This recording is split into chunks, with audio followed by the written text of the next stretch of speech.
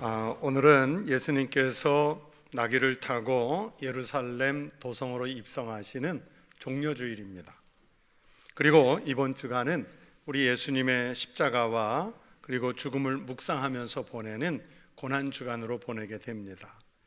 내일 저녁부터 있을 고난주간 특별기도회 시간에는 예수님이 예루살렘에 들어가신 이후에 닷새 동안의 행적을 살펴보면서 말씀을 전하고 은혜를 나누려고 합니다. 여러분, 고난주간을 가장 의미 있게 보내는 방법은요, 십자가를 묵상하면서 교회가 준비한 예배의 자리에 나오는 것입니다. 많은 성도가 이 고난주간 예배에 함께 하시면서 하나님이 우리에게 채우시는 은혜로 충만하시기를 축복합니다. 제가 며칠 전에 몇 년 전에 봤던 영화인데 또 한번 전편을 다 보지는 않았는데 일부지만 좀 봤습니다. 몇 년 전에 봤다는 그 영화가 말모이라는 우리 한국 영화입니다. 그 영화를 처음 볼 때 제가 얼마나 감동적으로 봤는지 몰라요. 그러면서 이번 주간에도 잠깐 보면서 그 감동했던 기억이 다시 떠올랐습니다. 이 영화의 배경은 1941년이에요.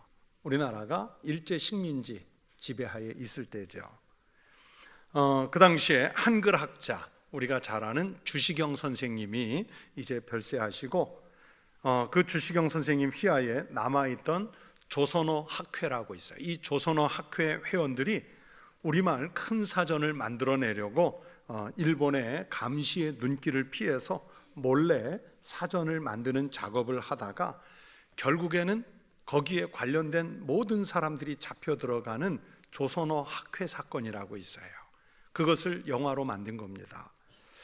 이 영화 속에서 저에게 아주 울컥하는 감동을 준 사람이 있습니다. 영화 속에는 김판술이라는 이름으로 이 주인공이 등장하는데 유해진이라는 그 유명한 배우가 이 역을 맡았어요. 이 김판술은 술주정뱅이고 살고 있는 동네 깡패고 남 등쳐먹는 사기꾼이고 그런 사람이었어요. 이 부인하고 사별을 했는데 슬하에 중학생 아들이 있고 또 더 훨씬 어린 딸 남매를 뒀는데 아버지로서 이 남매를 끔찍히 아끼지만 그러나 자식들이 볼 때는 존경할 만한 구석이 하나도 없는 아버지였어요. 그런데 이 김판술은 난 놓고 기억자도 모르는 문맹이었습니다. 아이 학교에서 월사금 독촉장이 왔는데 글을 읽을 줄 모르니까 배달해준 우체부에게 그 내용을 물어봐요. 아들의 월사금 때문에 일자리를 찾다가 우연히 비밀리에 숨어서 한글 사전을 만드는 책방, 이게 이제 조선어 학회 사람들이죠. 그분들의 책방에 취직을 하게 됐고 거기서 일을 계속 사환으로 일을 계속하는 조건으로 한글을 배우게 됩니다. 그러니까 자기 의지에 의해서 글을 배우는 것이 아니라 일을 하려니까 강제로 배운 거예요. 강제로 글을 배웠습니다. 그렇게 해서 겨우 한글을 읽을 줄 알게 되고 몇 글자 글씨를 쓸 줄 알게 됩니다. 그런데 여러분, 이 대목에서 사람이 변해갑니다. 글을 배워가면서 이 사람의 정신이 변해갑니다. 한글의 중요성을 깨닫게 되고 그리고 한글 사전을 만드는 일을 위해서 자기가 도울 일을 찾게 됩니다. 한글 사전을 만들기 위해서 국어 선생님들이 비밀리에 모여야 했는데 그 공청회를 할 수 있도록 자기가 예전에 매표원으로 일하던 극장을 사장 몰래 빌려도 주고 며칠 후에 그 극장이 일본 경찰들에 의해서 습격을 받고 그러면서 선생님들이 지금까지 쓴 원고를 다 압수당할 위기에 빠지고 교사들이 일본 경찰에 막 체포가 되는 혼란한 와중에 이 김판수리가 원고가 들어있는 가방을 들고 도망을 칩니다. 일본 경찰에 쫓기게 되고요. 그렇게 도망을 치다가 서울역 창고 근처에서 결국에는 김판술이 총을 맞아서 죽습니다. 총 맞아 죽기 전에 자기가 들고 있던 원고 가방을 서울역 창고 안으로 집어 던져 넣었는데 나라가 몇 년이 지나서 해방이 되고 그 가방을 찾아서 우연히 발견해서 우리가 잘 아는 우리말 큰 사전이 편찬되는 그 과정을 영화로 만든 거예요. 여러분, 제가 봤으니까, 제가 감동했으니까 여러분도 꼭 보세요 하는 마음으로 영화 홍보하려고 한 게 아니에요.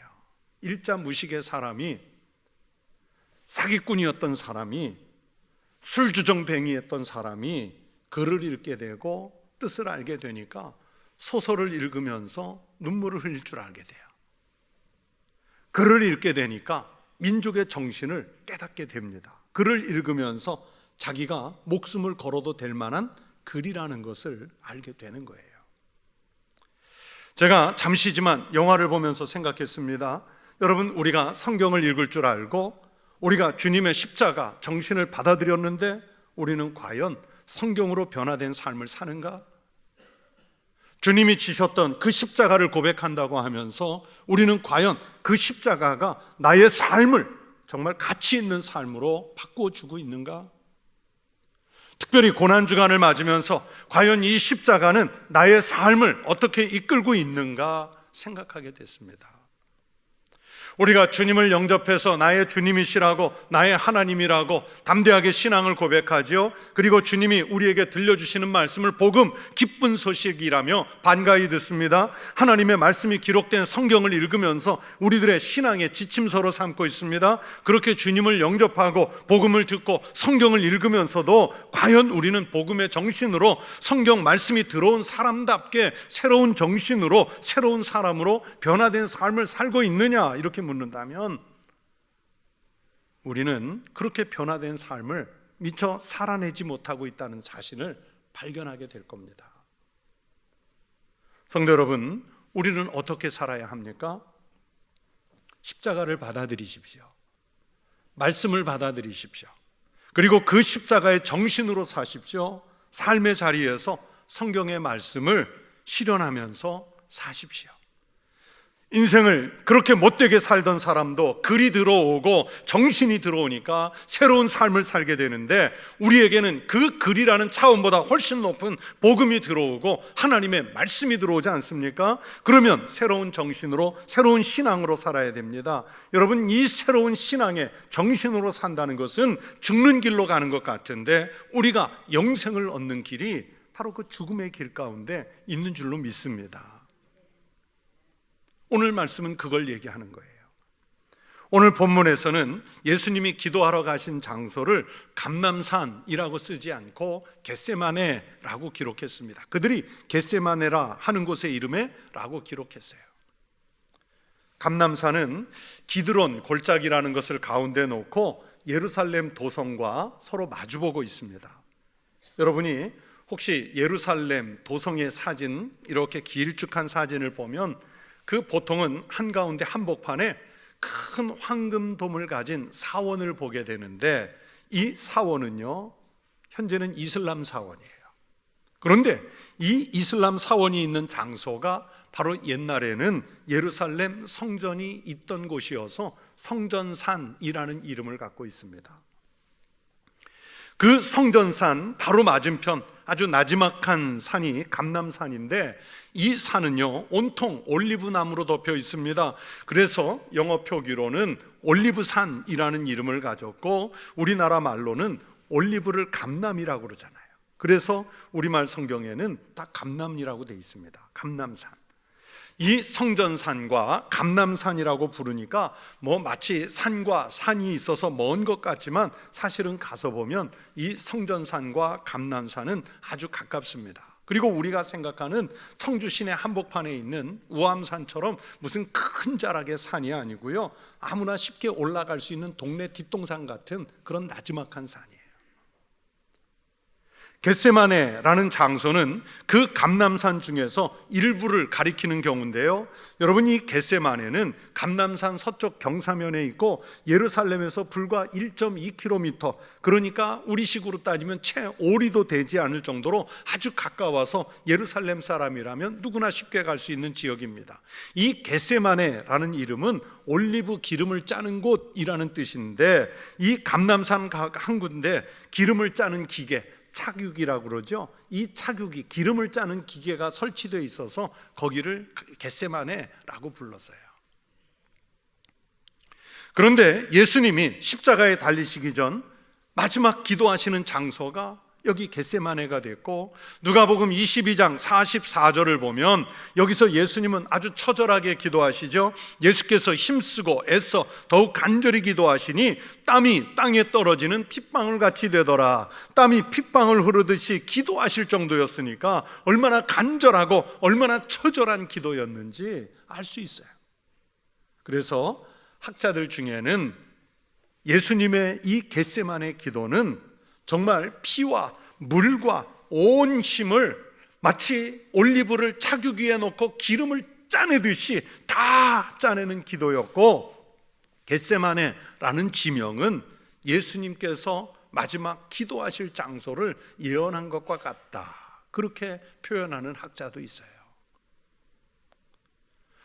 오늘 성경의 말씀을 보면 예수님은 이곳 겟세마네에서 정말 밤이 깊도록 땀이 피가 되도록 기도하시죠. 얼마나 간곡한 마음이셨는지 오늘 본문 34절에서 함께 간 제자들에게 내 마음이 심히 고민하여 죽게 되었으니 라고 예수님이 심정을 밝혀요. 그래서 혼자 기도하기보다는 함께 기도하시려고 너희는 여기 머물러 깨어있으라, 그냥 여기 앉아, 나 기도 끝나고 올 때까지 기다려 앉아라, 그렇게 말씀하시는 게 아니죠. 같이 기도하자는 얘기예요.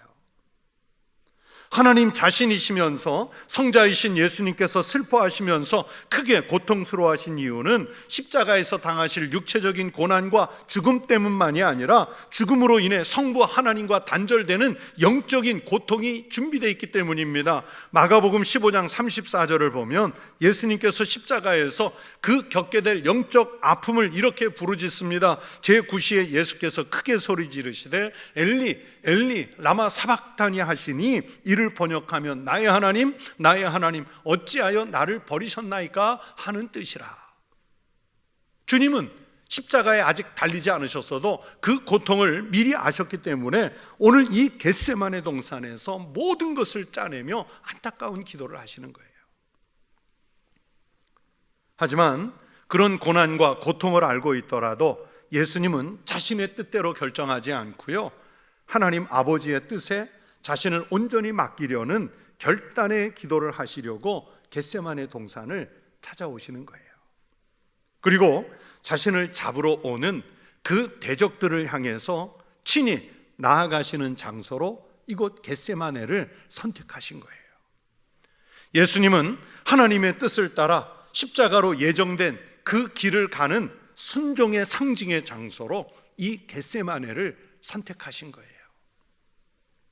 그런데 이 위중한 겟세마네에서 예수님의 절박한 심정과는 다른 제자들의 모습을 봅니다. 제자들의 이 안일한 모습이 어쩌면 우리와 더 닮은 모습이겠지요. 제자들의 이런 모습을 보고 있으면 고뇌에 찬 예수님의 기도는 마치 남 얘기처럼 보이는 모양새죠. 지금 제자들은 겟세마네 동산에서 정말로 태평스럽게 잠을 자고 있습니다. 제자들은 여전히 지금 사태가 얼마나 심각한지, 지금 주님에게 무슨 일이 닥치고 있는지 전혀 감을 잡지 못하고 있기 때문에 잠을 잘 수가 있었어요. 주님 곁에 있다고 하면서도 심각성을 모르고 십자가의 무서움을 모르고 무사 안일한 태도의 제자들의 모습이 오늘 본문에 나오는 모습입니다.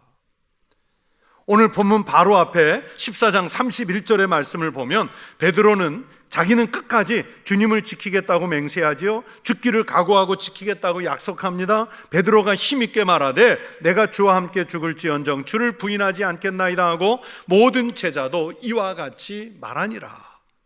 주와 함께 죽겠대요. 주님을 부인하지 않겠다고 다짐합니다. 또 거기에 제자들 간의 경쟁심까지 발동해서 베드로가 이렇게 고백하니까 다른 제자들도 서로 자기들도 베드로와 똑같은 심정이라고 고백해요. 그런데 조금 전에 이런 호언장담과는 다르게 제자들의 모습은 그렇지 않잖아요. 주님 앞에서 했던 맹세가 얼마나 부질없는 말로만 터뜨리는 허풍이었는지 오늘 본문이 보여줍니다. 우리가 꼭 그렇습니다. 주님을 단단하게 믿습니다. 죽더라도 부인하지 않겠습니다. 내 인생의 우선순위로 두겠습니다. 주님을 위해 모든 것을 내려놓고 십자가를 지겠습니다. 제가 먼저 희생하고 손해보겠습니다. 온갖 미사역으로 그런 다짐을 하지만 정말로 인생의 그런 위기를 맞았을 때 우리의 모습이 어떠할지 이 본문 속의 제자들을 통해서 우리의 모습을 보는 거예요. 주님을 지키기는커녕 자신의 신앙 고백조차도 세례받고 입교받던 날에 그 담대했던 신앙 고백조차도 무색하게 만들어 버리는 게 연약한 우리들의 모습입니다. 여러분, 예수님의 이 그 처절한 기도와 제자들의 무사한이란 이런 태도를 보면서 우리가 어떻게 믿어야 하는지, 어떻게 신앙생활을 해 나가야 하는지를 배워야 합니다. 말로만 믿는 신앙이 무슨 의미가 있겠어요? 결단하지 못하고 바람에 휩쓸려 믿는 그 믿음이 여러분 무슨 힘이 있고 능력이 있겠습니까?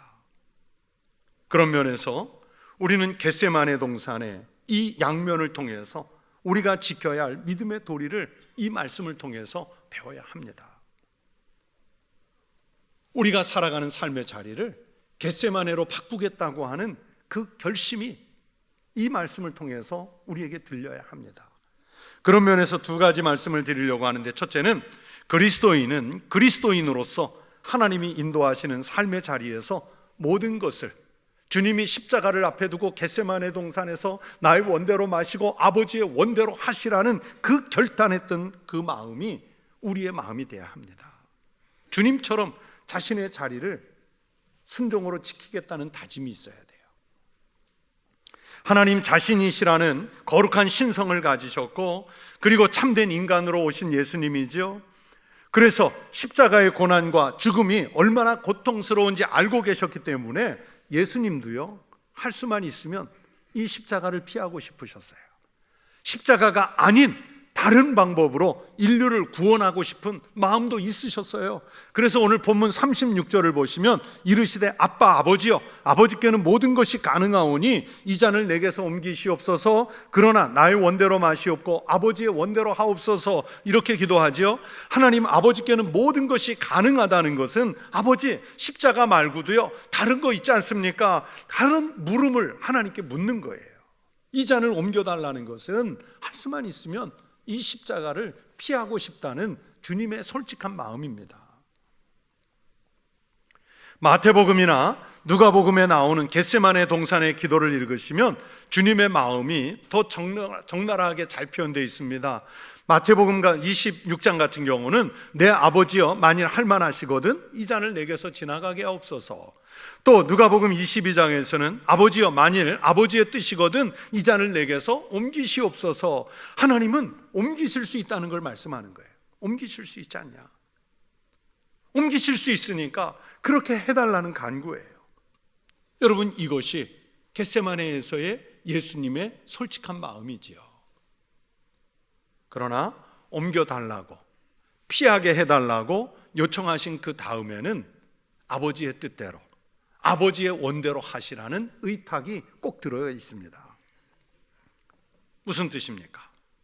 예수님 인간적인 그 본능으로는, 소원으로는 이걸 피하고 싶으시지만 하나님 아버지의 뜻이 신적인 권능으로 이루어지기를 간절히 바라는 마음도 담겨 있는 거예요.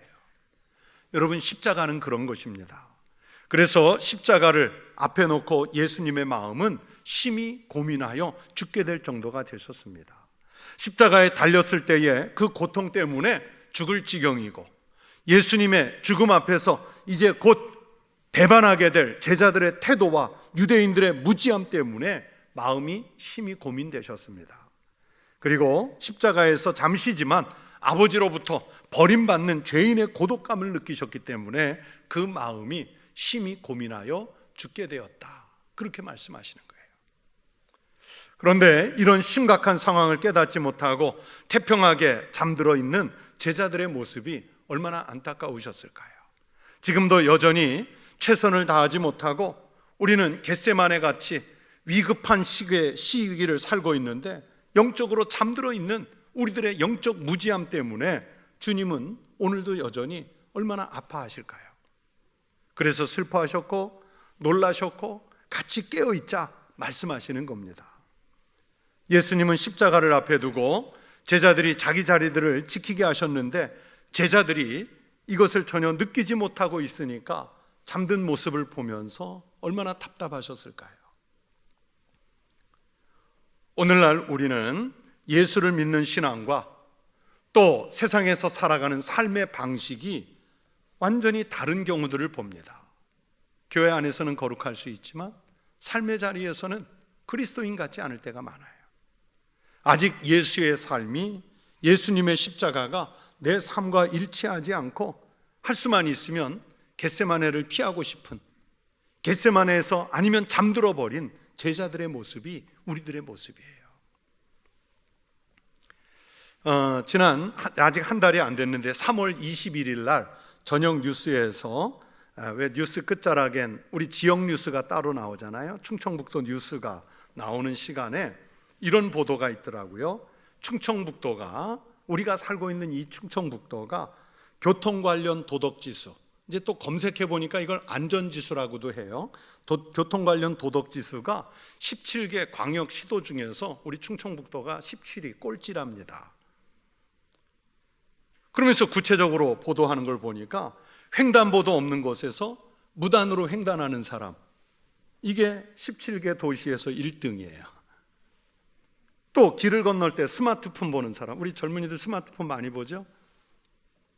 이것도 1위. 무단 횡단 사망자 순위는 다행히 1위가 아니고 3위. 그리고 차가 좌회전하든 우회전하든 나 이리 갑니다, 방향 지시든 깜빡이 켜야 되는데 이거 안 켜는 순위 전국 1위. 그래서 우리 충청북도 교통문화지수가 2016년에는 12위였는데 2021년 작년에는 13위였다가 드디어 2022년 조사에서는 우리가 1등을 했대요. 최하위예요, 최하위. 그러니까 갈수록 어떻게 해야 돼요? 나아져야 되는데 부끄럽지만 우리가 살고 있는 이 지역은 도덕지수가 갈수록 나빠지고 있다는 얘기예요. 제가 잠시지만 그 뉴스 보도를 보면서 이런 생각이 들었습니다. 충청북도 전역을 보는 것은 둘째치고요, 충청북도 인구의 절반이 우리 청주에 살고 있는데 84만이 살고 있는데 우리 청주 시내에 교회가 1000개가 넘어요. 그리고 통계상으로는 20만 명, 4분의 1, 20만 명이 넘는 그리스도인이 있는데 하나지만 왜 아주 단순한 도덕지수, 그 단순한 안전지수가 왜 이렇게 전국 17개 시도광역단체에서 꼴찌일까? 그런 생각이 들었어요. 청주라는 이 큰 도시에 우리 청북교회가 있고, 뭐 교회들에게 미안하지만 복대교회, 상당교회, 서원경교회, 청주중앙교회, 청주중앙순복음교회, 청주제일교회, 뭐 역사도 오래됐고 각 교단을 대표할 만한 유명하게 큰 교회들이 많은, 그래서 어느 시도보다 그리스도인 지수가 높은 교회들이 많은데 왜 우리는 저런 부분을 1등을 할까? 그런 생각이 들은 거예요. 단지 하나의 예를 들었으니까 교통도덕만 그럴까요? 그러면 다른 도덕지수를 조사해 보면 우리는 높다, 그렇게 말할 수 있을까요? 추측이지만 낮을 것 같아요. 왜 그렇습니까? 그리스도인들만이라도 그리스도인답게 삶의 자리를 지켜가면 바뀔 수 있는데 우리는 신앙과 삶이 일치하지 않아서 그래요. 우리 삶의 자리가 십자가와 분리되어 있기 때문에 그렇습니다. 우리 삶의 자리가 겟세마네 동산이라는 확고한 신앙 고백적 신앙이 있으면 우리가 그 겟세마네에서 어떻게 함부로 살 수 있겠습니까? 우리는 우리 뜻이 아닌 하나님의 뜻을 구하면서 살아야 합니다. 오늘 세례받고 입교하는 분들이 많은데 여러분 정신을 바짝 차려서 기독교인답게 살려고 세례를 받고 기독교인답게 살려는 고백으로 입교를 해야 돼요. 성도 여러분, 우리가 신앙생활에 열심을 내지만 누구의 뜻을 구합니까? 내 뜻을 구하고 있는 것 아닙니까? 하나님 아버지의 뜻을 구하시기 바랍니다. 그것이 십자가의 정신입니다. 그래야 우리가 기도할 수 있어요. 고난과 고통을 이겨낼 수 있습니다. 십자가 앞에서도 담대할 수 있습니다. 예수님이 겟세마네 동산에서 자기의 피와 물을 다 쏟아 짜내시면서까지 아버지의 뜻을 구하잖아요. 우리가 어느 곳에서 살든지 그렇게 아버지의 뜻을 구하는 겟세마네 자리의 삶을 살아가시기를 바랍니다. 또 둘째, 성도가 시험을 이길 수 있는 영적인 능력은 오늘 예수님 그러시듯이 늘 깨어서 기도하는 힘을 통해서 얻을 수 있습니다. 잠을 자는 베드로와 야고보와 요한은 십자가 앞에서 참 무기력하고 무능한 모습이죠. 왜 그랬을까요? 거기에서 기도하지 못했기 때문입니다. 기도가 없었다는 것은 결단이 없었다는 뜻입니다. 잠에서 부스스 깬 제자들에게 예수님이 말씀하셨습니다. 돌아오사 제자들이 자는 것을 보시고 베드로에게 말씀하시되 시몬아 자느냐? 네가 1시간 더 깨어 있을 수 없더냐? 시험에 들지 않게 깨어 있어 기도하라. 마음에는 원이로되 육신이 약하도다. 여러분, 우리 육신은, 우리 인간의 본성은 약할 수밖에 없어요. 그렇기 때문에 강해지려면 기도해야 되는 거예요. 기도가, 겟세마네의 기도가 필요한 거예요. 이제 곧 주님이 당하실 십자가 환난도 기도로만 이길 수 있다는 것을 말씀하시는 내용입니다. 조금 전까지는 예수님과 함께 죽는 것도 두렵지 않다고 큰 소리 쳤지만 그 맹세를 행동으로 옮길 수 있는 영적인 준비를 전혀 하지 못한 제자들의 모습이에요. 기도는 우리의 육신의 욕망을 제거하는 힘을 주십니다. 시험을 이길 수 있는 권능을 주십니다. 하나님 아버지의 뜻을 구할 수 있는 능력과 은사를 주십니다. 그래서 시험에 들지 않게 깨어 있으라고 하시고요, 잠깐이라도 기도하고 영적인 준비를 해야 하는 곳이 겟세마네였던 거예요. 여러분, 무엇으로 여러분의 영적인 힘과 능력을 갖추시겠습니까? 그것은 바로 기도인 줄로 믿습니다. 위중한 때일수록 기도를 배우십시오. 하나님 아버지의 뜻을 구하십시오. 어두운 세상에서 제자들처럼 잠들지 말고 깨어 있으십시오. 깨어 기도하는 자에게 하나님의 권능이 임할 줄로 믿습니다. 영적 전쟁에서 이기게 하실 줄로 믿습니다. 세상을 이기게 하는 능력을 덧입게 될 줄로 믿습니다. 오늘 우리가 사는 삶의 자리를 겟세마네로 바꾸십시다. 여기 잠들었던 제자들의 모습을 버리십시다. 느슨하게 안일하게 생각하던 십자가를 다시 한번 다잡으십시다. 여기서 기도하셨던 주님처럼 우리의 땀방울이 핏방울이 되도록 기도하십시다. 그래서 이 기도로 자신을 낮추고 하나님의 뜻을 구하고 세상에 대해서는 승리를 선포하는 믿음의 사람들 되시기를 축원합니다. 주님만 자꾸 십자가로 다시 내몰아서 주님 십자가에 매달지 마시고 내가 십자가를 지는 심정으로 믿음의 삶을 살면 내 삶의 자리에서 하나님 나라가 이루어지는 역사가 일어날 줄로 믿습니다. 이런 삶을 살아내는 믿음의 성도 되시기를 주의 이름으로 축원합니다. 기도하겠습니다. 하나님 아버지, 감사합니다. 오늘 우리가 사는 삶의 자리를 겟세마네로 바꾸어 기도하게 하시고 겟세마네로 바꾸어 그곳에서 하나님 아버지의 뜻대로 이루는 삶을 살아가는 주의 종들이 되게 하여 주시옵소서. 예수님 이름으로 기도드리옵나이다. 아멘.